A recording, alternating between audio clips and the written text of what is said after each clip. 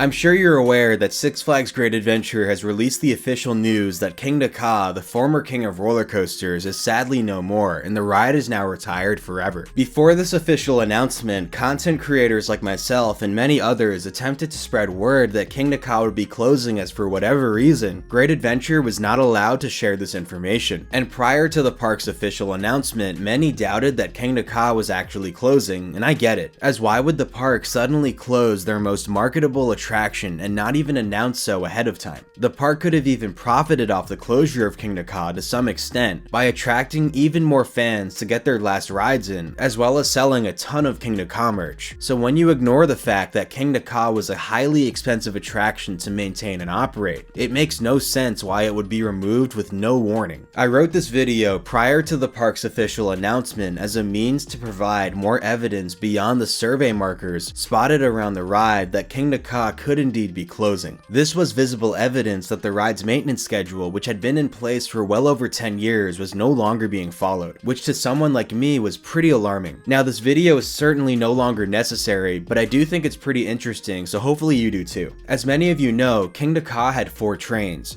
Green was train 1, teal was train 2, orange was train 3, and blue was train 4. Fun fact, that's how the ride's control system officially numbered the different colored trains. From 2005 to 2010, Kingda Ka operated as designed, with 4 trains using all 4 load bays in the ride station building. But in 2011, a new operational mode was implemented, allowing it to run 3 trains through a single load bay, which cut down greatly on operational costs since half the ride attendants were now needed to operate Kingda Ka, while still roughly maintaining the same rider capacity, as well as improving the reliability of the ride since the track switches at both the front and rear of the station were no longer needed. When 4 train operations were in place until the end of 2010, all 4 trains would undergo their annual rebuild during the off-season. This is where the trains were completely taken apart and NDT tested, then put back together with any needed new parts in order to run for the next season. But now with just 3 trains at most in service, the rebuild schedule for the ride vehicles changed after 2011. There was no longer a need to have 4 trains available all at once, so during the park's regular operating season, there has always been 1 train removed from the track to be rebuilt, while the 3 others remained available for service. As a guest, you would see Kingda Ka start the season with 3 trains. In 2024, that was the green, orange, and blue trains. Then around September, one of the trains which had been operating all season was removed from the track to undergo its rebuild, and simultaneously, the 4th train, which had spent the season being rebuilt, was put back on the track to maintain 3 train operations for the rest of the year. In 2024, the blue train ran its last cycle on August 25th, and was then removed from operation for its rebuild. A few weeks later, in early September, the teal train returned from its rebuild and with all new tiger stripes lining the train from front to back, returning the ride to a 3-train service with the green, teal, and orange trains. Since roughly 2011, this visible maintenance schedule had always been how the ride vehicles exited and entered the track during the operating season. In conjunction with this, I believe 2 trains would be rebuilt during the off-season in addition to the train which would be removed from the track around September. This schedule had always been followed to ensure 3 trains which hadn't exceeded a maximum cycle count were available for service. In 2015, when I worked Kingda Ka as a ride operator, the train swapping was identical to 2024. The season started with the green, orange, and blue trains, while teal was being rebuilt. Then around September, teal returned to the ride and blue was removed for its rebuild. Well, here is where things deferred in 2024 versus all other years. Normally, the train pulled from service in September actually disappears from guest view as it undergoes its rebuild. But in 2024, maintenance began to disassemble the blue train in the unused left rear station, and then work on that completely stopped, and the train never left the circuit to be further stripped apart. It just sat in the station building with its seats removed, which was a complete departure from the ride's normal maintenance schedule. This was a visible sign that the ride's normal maintenance schedule, which had been in place for over a decade, was no longer being followed. It's also strange when you consider that Great Adventure had a much shorter off-season between the 2023 and 2024 operating seasons, as the park reopened in mid-March of this year, but it normally opens in April. The same could be happening in 2025, meaning there is less time to rebuild 3 of Kingda Ka's trains over the off-season, so you would think maintenance would want to get a head start on that. But stalling on the blue train's rebuild suggests otherwise. This all aligned with another rumor that corporate had rejected Kingda Ka's annual off-season maintenance, which happens every single winter for the ride to reopen the following year. The reason being that Six Flags, had deemed Kingda Ka too expensive to maintain and operate, which to be fair it is, and we're looking to close the ride as a result. So rather than pay the expense of the ride's off-season maintenance to only reopen the ride for some of 2025, they chose not to pay for that maintenance, forcing the ride to close at the end of 2024. This is part of the reason the ride didn't receive the proper send-off it deserved, as Great Adventure actually wanted to open the ride for some of 2025 to officially give guests their last chance to ride Kingda Ka, but doing so probably didn't look good on an Excel spreadsheet. Thus, with Kingda Ka not being allowed to reopen in 2025, there was no point to continue rebuilding the ride's trains, which is probably exactly why the blue train never left the circuit and just sat in the station with its rebuild stopped very early on. Something else that's disappointing is the park originally intended to run Kingda Ka through Holiday in the Park until it quite literally became too cold for the ride to operate. Unfortunately, this may have not panned out due to an alleged structural issue with Zumanjaro. While this issue didn't affect Kingda Ka in the slightest, from what I understand, since Zumanjaro was built on the structure of Kingda Ka, the state of New Jersey required that Zumanjaro be fixed in order to allow Kingda Ka to continue operating. But with both rides set to close anyway, it tragically became pointless to fix Zumanjaro to only allow for another month or two of operation. All in all, I think the departure from Kingda Ka's regular maintenance schedule with its ride vehicles was a clear indication that there were no plans to reopen the ride for another operating season. Like I mentioned earlier, I wrote this video as I did not anticipate the park officially announcing Kingda Ka's closure so soon, but I hope you found it as interesting as I did. Anyway, thanks for watching everyone, and thank you so much for your continued support. Be sure to comment below what you thought of Kingda Ka, and give the video a like if you enjoyed it, and subscribe for more nerdy content like this. I'm feeling extremely nostalgic about Kingda Ka, and I'll have a variety of different videos about it coming out soon. So I'll see you all in the next one. Peace.